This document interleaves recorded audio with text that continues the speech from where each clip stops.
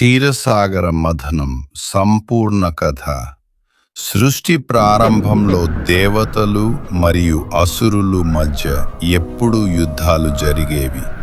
ఒకసారి దుర్వాస మహర్షి శాపం వల్ల దేవతలు తమ శక్తిని కోల్పోయారు. ఈ కారణంగా అసురులు బలవంతులై దేవతలను ఓడించడం ప్రారంభించారు.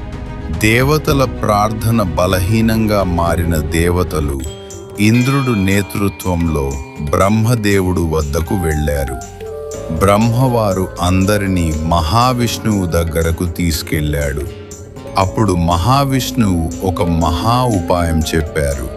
క్షీరసాగరాన్ని మధిస్తే అమృతం వస్తుంది. దానిని తాగితే మీరు మళ్ళీ శక్తివంతులవుతారు. కానీ ఇది ఒకటే సాధ్యం కాదు, అసురుల సహాయం కూడా అవసరం. మథనం ప్రారంభం. దేవతలు అసురులతో ఒప్పందం చేసుకున్నారు. ఇద్దరూ కలిసి క్షీరసాగరాన్ని మధించాలని నిర్ణయించారు. మందర పర్వతం మదథన దండంగా ఉపయోగించారు. వాసుకి తాడుగా ఉపయోగించారు.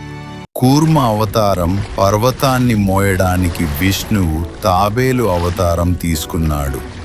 అసురులు వాసుకి తలవైపు పట్టుకున్నారు. దేవతలు తోక వైపు పట్టుకున్నారు. హాలాహల విషం. మథనం మొదలయ్యాక మొదటగా బయటకు వచ్చినది ఒక భయంకరమైన విషం, హాలాహలము.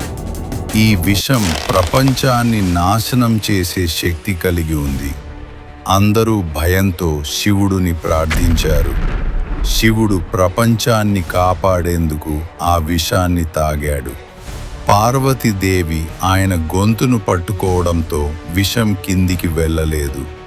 అందుకే శివుడికి నీలక అనే పేరు వచ్చింది. మథనం నుండి వచ్చిన దివ్య వస్తువులు.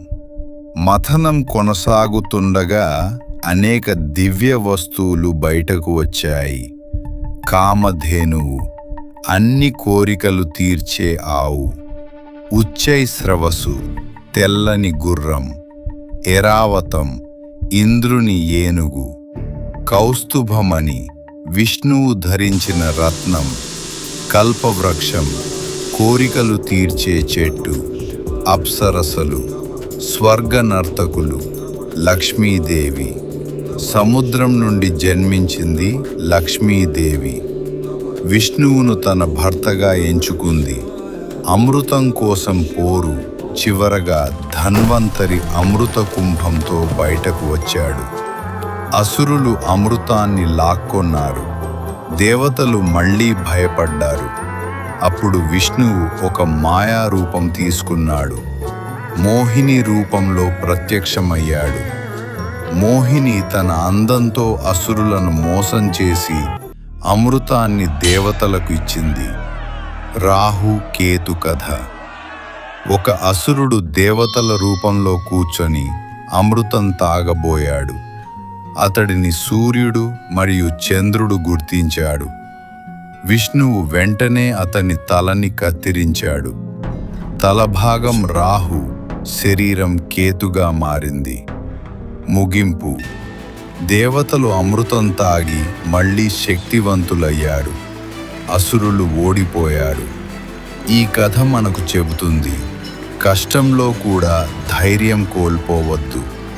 చెడుపై మంచి ఎప్పుడూ గెలుస్తుంది. దేవునిపై విశ్వాసం ఉంటే రక్షణ తప్పకుండా లభిస్తుంది.